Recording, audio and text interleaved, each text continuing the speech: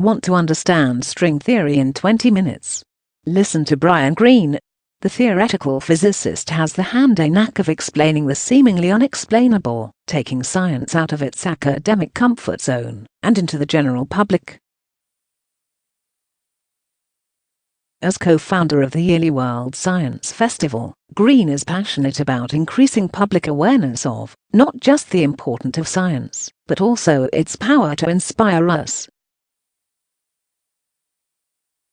He speaks to Wired about how AI might replace biological life on Earth, the post-truth twilight zone, and the challenge of computing consciousness. On the end game for AI.it is a tool, and we used to do all calculations with a pencil and paper. Before that we did it scratching it out on tablets, but as technology progresses we have ever more powerful tools. It hasn't replaced me. I would say the same thing about AI. It's something that we can harness in order that we can do our jobs better. Is it the case that in the future AI may evolve to a place where our input becomes so nominal that we no longer really participating in the research? I can imagine that may one day happen, and I don't necessarily think that would be a bad thing. It would just mean our role, the biological brain's role, would shift to something that it's particularly adept at, and allow this other system, if it's accurate and creative, which can certainly be the case, let it do what it can do. And I don't feel in competition with these tools. I just consider them to be one more way to push progress forward.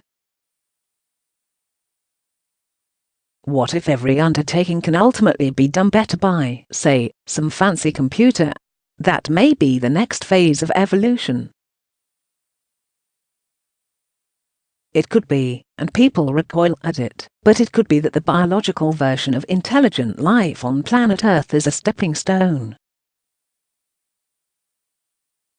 And if that stepping stone is such that in the far future we don't have biological life as the predominant intelligent species on the planet, so be it. On computing consciousness.is, consciousness a computational process, or is it more than that? Can you replicate consciousness in a computational environment, in a computer? Nobody knows the answer to that. There's reason to believe that it might be true, there's reason to believe it might not be true, and it's very hard to figure out whether or not you've even succeeded. I think that's a huge area of research. If we do succeed in creating something that by any measure appears to be conscious within a computational arena, that would be a breathtaking moment, for some people a frightening moment, for others an exciting moment. On the importance of science.we begin life as scientists.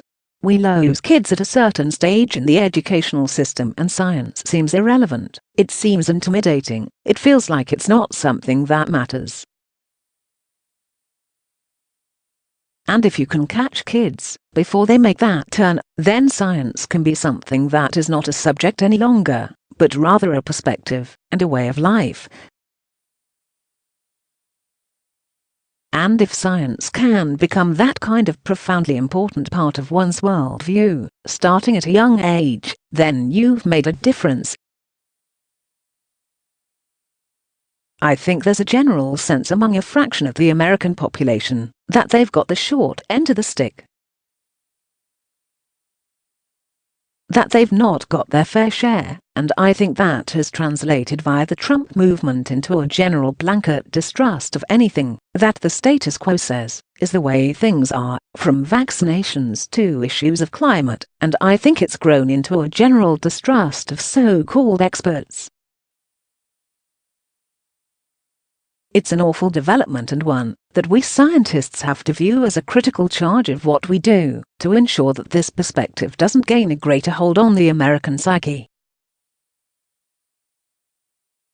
on what he'd say to Donald Trump. It would be hard for me to hold back on trying to perhaps convey some scientific literacy. This the leader of the free world who doesn't understand certain very basic things that a 10-year-old, a 5-year-old can understand. It just hasn't sunk in, or never was exposed to it, so one couldn't help but have an urge to convey some real information. Whether that would be accepted or not is another story. On the threat of post-truth political rhetoric. It's fine to have partisan arguments about policy, how to respond to the scientific facts and the scientific truths. There's nothing wrong with that. That's what government is about. That's what the art of negotiation is all about.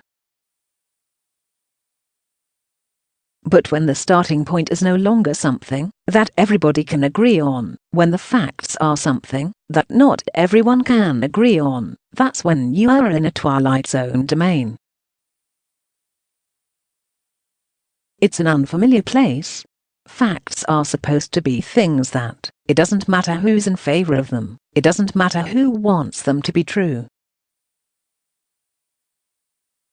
Facts are the things that transcend those wishes and desires. Denying certain fundamental facts and truths about the world is not okay.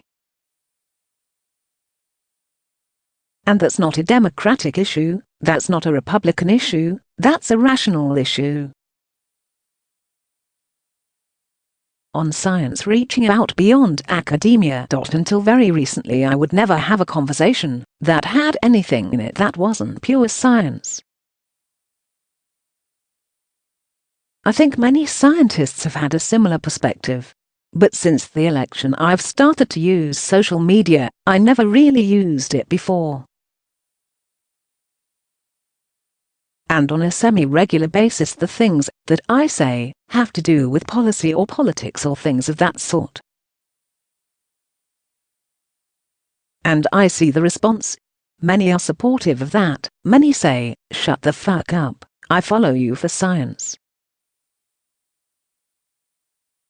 And I think that's perhaps a silver lining of everything that's happening, that scientists are taking a more active role.